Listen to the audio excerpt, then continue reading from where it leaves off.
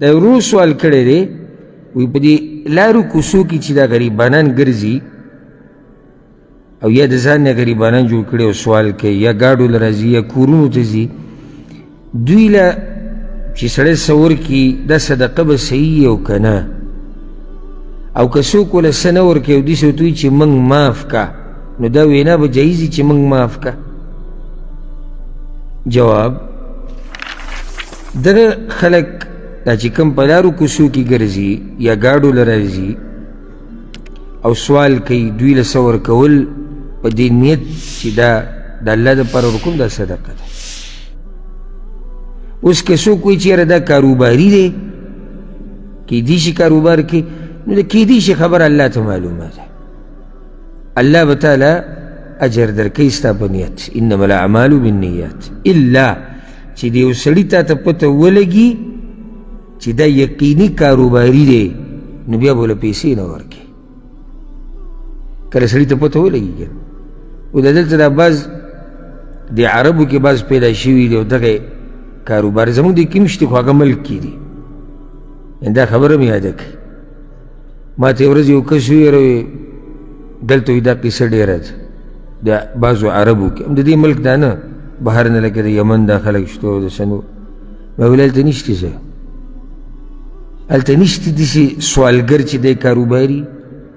نه نه وي هلته نو ما یو شی دی هلته هم ډېر دي دلته هم دي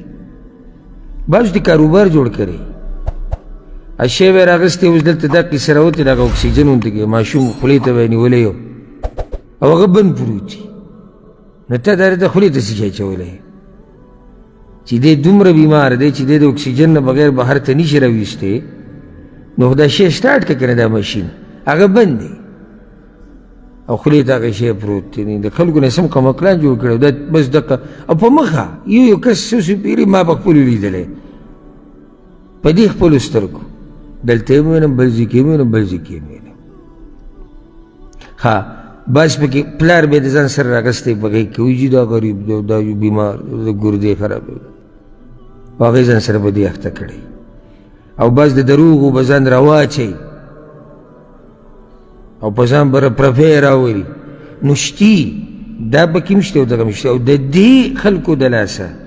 د دې دروغجنو د لاسه اوس خلک احتیاط کوي نو هغه کوم چې حقدار دي هغوی له پکې به ورنه کړي الغرض چې تا ته پته نه وي چې دا څنګه کس دی نو ته ورکه الله به تعالی اجر درکوي اوس هغه ووایي چې داسې ورته ویلی شي چې ما وبخه یعنې نشي مې درکولی ویلی شي ګوره الله قرآن کې د مؤمنانو شان ذکر کړی چې مؤمنان د الله دپاره مال لګوي بیا الله وایي ثم لا یتبعون ما انفقوا منا ولا اذى مؤمنان چې کله د الله په لار کې څه ورکړي که نه نو دوه خبرې یادې کړه ها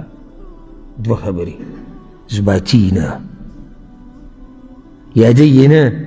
اجو بس راغلی و اجو جومات کې دغه ځای کې ناست حاجي صاحب څو دې ورکړي 2000 لکه 3000 نو هغه د هغه ماته یو ریال نه کړنګ چې کوي هغه یې راغستی یاره زما خو خپل ځاني دا خو دومره بدي شي که نه دومره چې دا چې چا سره ښه وکړي او بیا یې ثباتي او بیا یې وشرموي یا صرف ثباتلي هم نه دي بیا شرمول او دا دغه زامن دی او دا جو حرامیان دي او دا جو ډاکوان دي ورکولي دي ولې ورکولي نو الله وایي چې مؤمنان چاله مال ورکړي نو یو ثباتي نه بل تنګی یې نه ښه دقه آیت پسې الله وایي قول معروف ومغفرة خیر من صدقة یتبعها اذى الله وایي که داسې صدقه ورکړې چې بې ثباتي او غریب پې تنګې د دې نه ښه دا ده چې ښایسته وینا ورته وکړي او واپس یې کړي ښایسته وینا او بل ځای کې الله وایي قرآن کې واما السائل فلا تنهر تپوس کوونکی به رټې نه تا پسې یو کس راغی سوال د نه کوي او تا سره نشتي یا شتي نه یې ورکې ښایسته جواب به وله ورکې ځه اخوش ګاډي شیشه پسې اوچته کړي دیکې یې کړي نه دا د مؤمن شان نه دی غریب دی حاجتمند دی که څه وله ورکولی نه شي خفه کوه خو یې مه کوه بېزتي خو وله مه کوه سپکوه خو یې مه ورته وویل بس زه نشم او ما سره یا نشتی چې نه یې ده سره وی سید